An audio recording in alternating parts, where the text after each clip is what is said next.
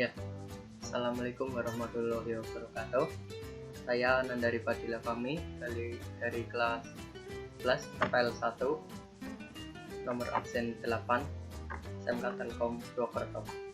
Di sini saya akan mempresentasikan sebuah materi tentang pemrograman pemodelan perangkat lunak, yaitu Unified Modeling Language (UML) merupakan singkatan dari Unified Modeling Language, yaitu suatu metode pemodelan secara visual untuk sarana perancangan sistem berorientasi objek, atau definisi UML yaitu sebagai suatu bahasa yang sudah menjadi standar pada visualisasi, perancangan dan juga pendokumentasian sistem software. Saat ini UML sudah menjadi bahasa standar dalam penulisan blueprint software.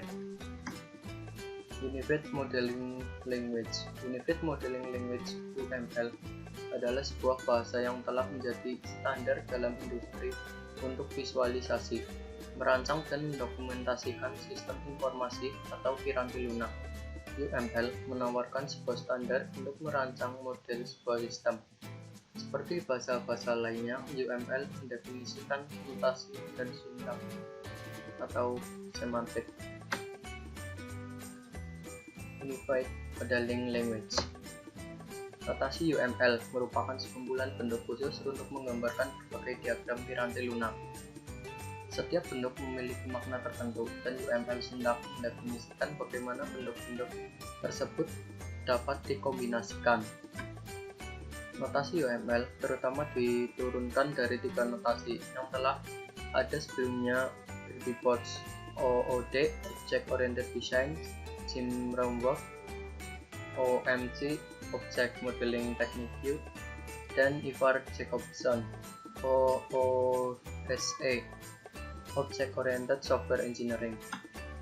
Tujuan atau fungsi dari penggunaan UML dapat memberikan bahasa pemodelan visual pada pengguna dari berbagai macam pemrograman maupun proses rekayasa, dapat menyatukan praktek-praktek terbaik yang ada dalam pemodelan, dapat memberikan model yang siap untuk digunakan, merupakan bahasa pemodelan visual yang ekspresif untuk mengembangkan sistem dan untuk saling menukar model secara mudah. Dapat berguna sebagai blueprint sebab sangat lengkap dan detail dalam perancangan yang nantinya akan diketahui informasi yang detail mengenai coding suatu program.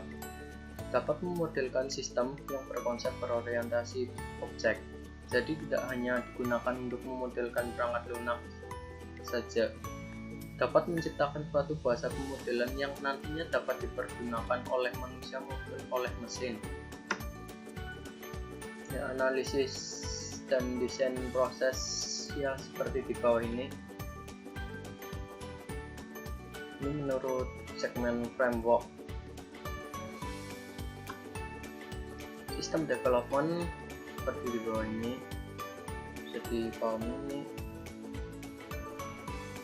Kemudian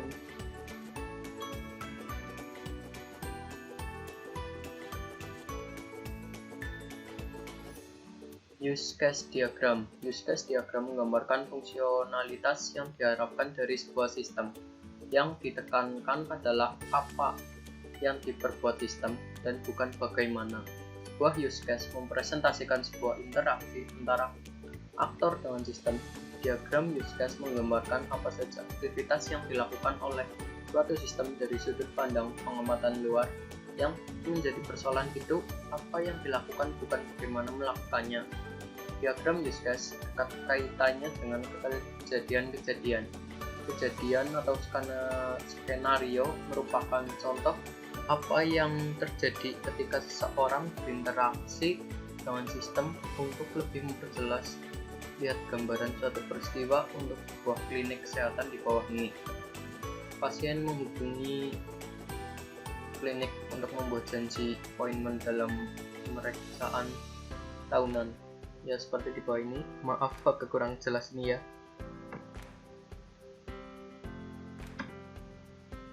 Ya, seperti ini contoh diagram use case. Kelas diagram. Kelas diagram yaitu salah satu jenis diagram pada UML yang digunakan untuk menampilkan kelas-kelas maupun paket yang ada pada suatu sistem yang nantinya akan digunakan. Jadi diagram ini dapat memberikan sebuah gambaran mengenai sistem maupun relasi-relasi yang terdapat pada sistem tersebut. Kelas adalah sebuah spesifikasi yang jika diinstansiasi akan menghasilkan sebuah objek dan merupakan inti dari pengembangan dan desain berorientasi objek. Kelas menggambarkan keadaan atau atribut atau properti suatu sistem, sekaligus menawarkan layanan untuk memanipulasi keadaan tersebut atau metode atau fungsi. Kelas diagram menggambarkan struktur dan deskripsi kelas, baik dan objek serta hubungan satu sama lain seperti containment, pewarisan, asosiasi, dan lain-lain. Kelas memiliki 3 area pokok.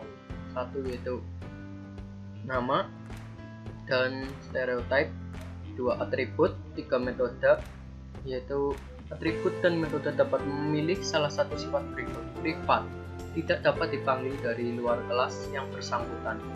Kemudian protected, hanya dapat dipanggil oleh kelas yang bersangkutan dan anak-anak yang mewarisinya. Public, dapat dipanggil oleh siapa saja. Contoh kelas diagram studi kasus ATM seperti bawah ini. Mengenai pembelian barang,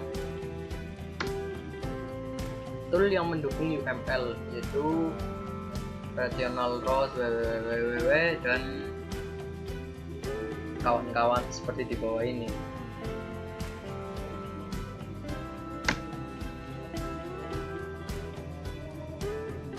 Ya, sekian presentasi yang dapat saya sampaikan. Bila ada kekurangan saya mohon maaf. Billahi taufiq wal hidayah. Wassalamualaikum warahmatullahi wabarakatuh.